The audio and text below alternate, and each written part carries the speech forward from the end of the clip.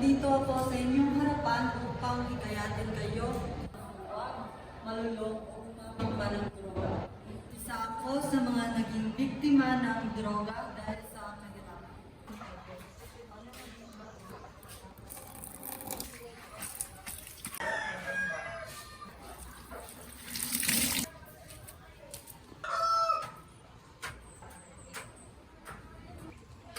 Dear anak, bumangon ka na.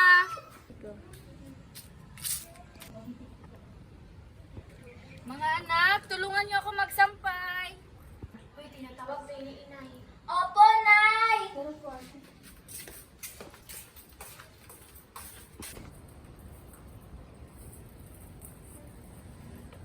Anak, tawagin mo nga yung kuya mo. May pasok pa yon.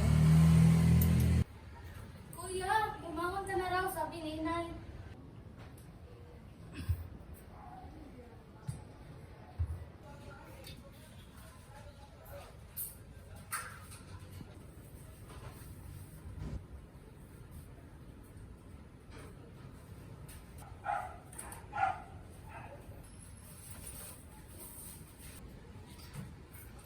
Maria, kailan ka pa ba magbabayad?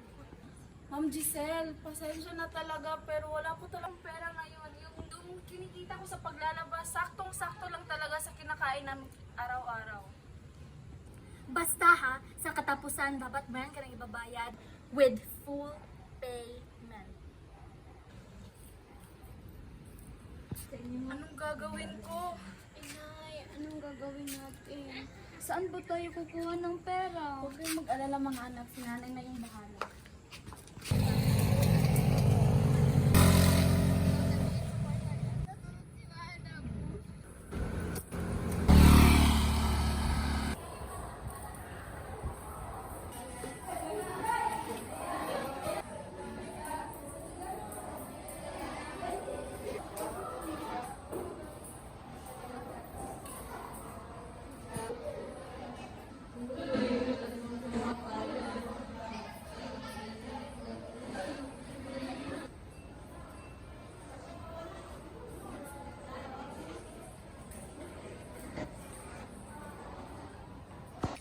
Hi guys, alam niyo ba? Binilan ako ng bagong bag ni Daddy. Oh my God, I think this cost $1 million. Oh my God. I want that one too. Yeah, nakakainggit. Sasabihin ko kang Daddy. Meron din kayo. Bestie, go! Yeah! Oh my God! Miss, sorry miss. Oh my God, wag mo nga akong hawakan. Ang dumi-dumi mo. Miss, di ko sinasadya miss. Oh my God! My precious skirt! Girls! Help me! Di ba siya yung scholar boy? Siya ba yung scholar boy? Oh! I know. Kaya pala napaka-familiar ng face mo. Ikaw pala yung scholar sa school namin. Miss, pasensya na miss. Di ko talaga sinasadya. Bakit? Mababayaran ba ng sorry mo yung skirt ko?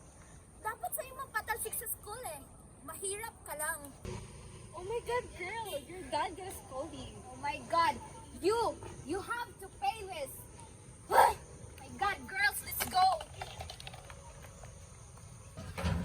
Maria! Maria! Asan yung nanay niyo? Ma'am Giselle? Wala po dito si Inay po. Bakit po? Alam ko nandyan yung nanay niyo. Eh, palabas niyo siya. Nay! Nay! Ano nangyayari dito? Ako si Ma'am Giselle. Ma'am Giselle?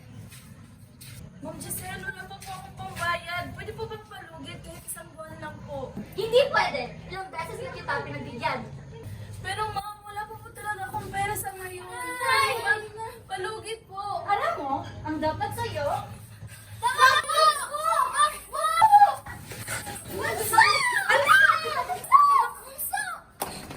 Tumawag kayo! Anak! Anak! Tulong! Tulong! Tulong! Bunso! Bunso! Bunso! Nay, ano nangyari na? Tulong!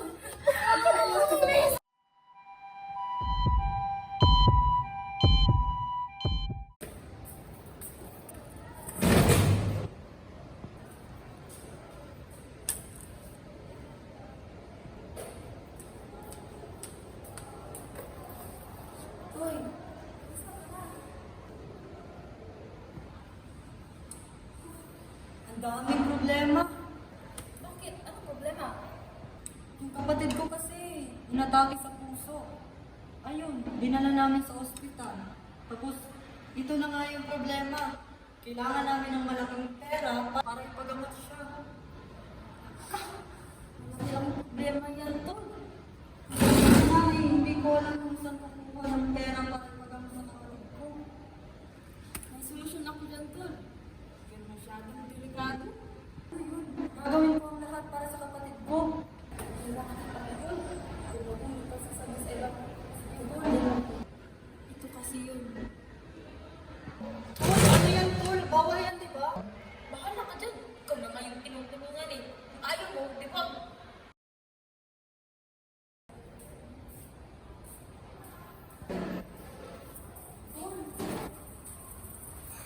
Bakit ba? Paano ba yun? Paano ko ba ayaw mo? Wala na kasi akong maisip na paraan eh. Dumubha na kasi yung sakit ng kapatid ko. Tulungan mo naman ako, Tol. Oh. Sige na, Tol. Sige, tutulungan kita. Pero huwag kang tatanga-tanga ha. Oh, eto.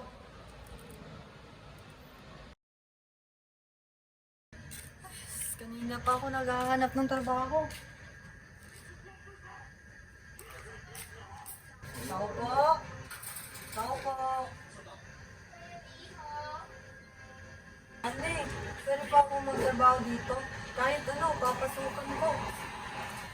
Ay, naku ko. Pasensya ka na. Hindi ako tumatanggap ng estudyante. Makakita mo pa ako dito. Sa iba ka na lang mag-apply ng trabaho. Ah, sige po, Ale. Bad trip?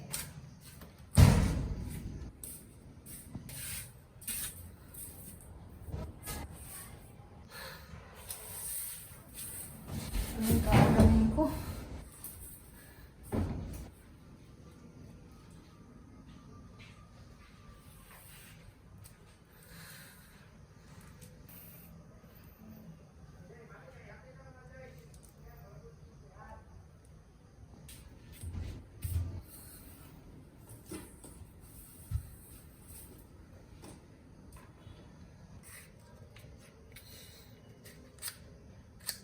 Busit na buhay to.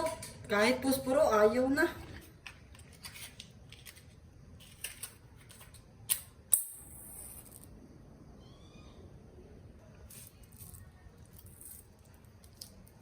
Bahala na to.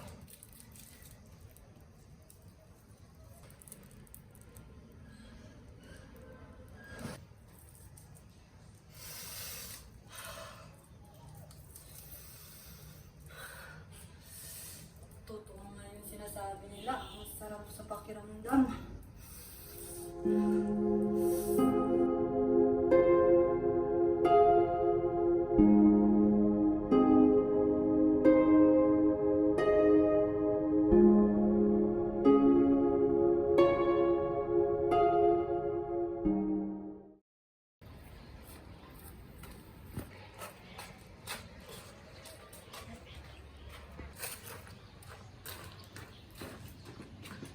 Ma'am, ito na ma'am. Siguraduhin mo lang na good item to. Oh, eto. Asan na ba yung sinasabi mo magdadala ng good item? Tagal naman. Sige.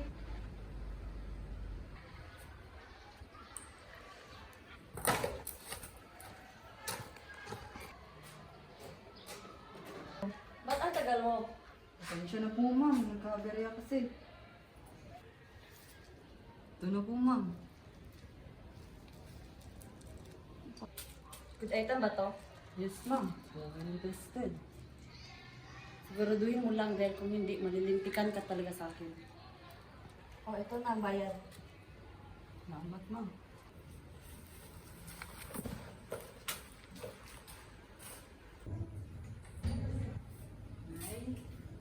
Dito ka na pala. Nay. Yung mga kapatid mo, nandun sa ospital, nabantayan si Krislan. May bibigay po ako nay. Ano yan? Ito po nay. Ang dami ko nito, anak. Saan galing to? Kumuha lang po ako ako ng sideline na bayad sa ospital.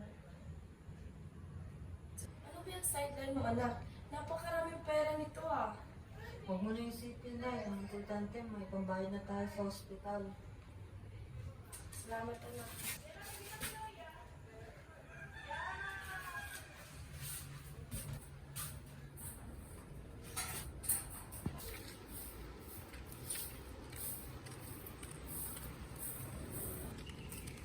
Uy! Alam mo ba? Ano? Yung panganay na anak ni Maria? Yung panganay? Yung anak? Oo. Alam niyo ba? Gumagamit ng droga. Talaga? Oo. Ay, paano mo nalaman, Mare? May nakakita sa kanya, Mare. Huy, ano pinagsasabi mo dyan? Ba't niyo pinag-flex-flex yung anak ko? Alam mo ba, gumagamit ng droga yung anak mo? Hoy! Tigil-tigilan niyo yung pagpapakalat ng maling impormasyon ha. Alam niyo bang pwede ko kayong pakulong yan? Umagang-umaga pa, yan nang inatupag niyo. Wala na ba kayong magawa sa buhay?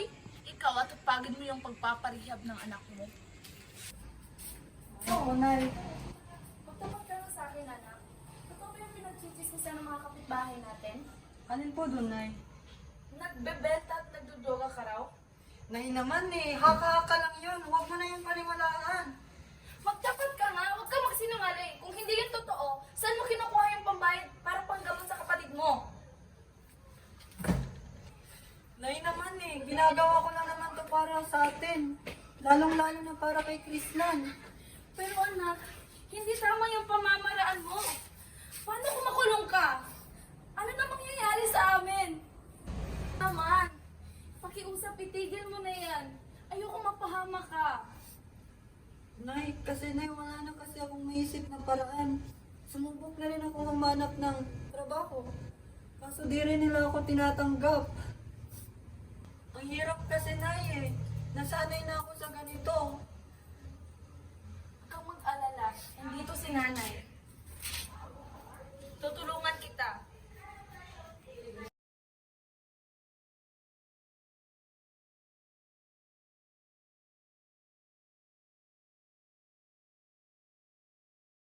Hindi daan ng droga para makaraos tayo sa kahirapan.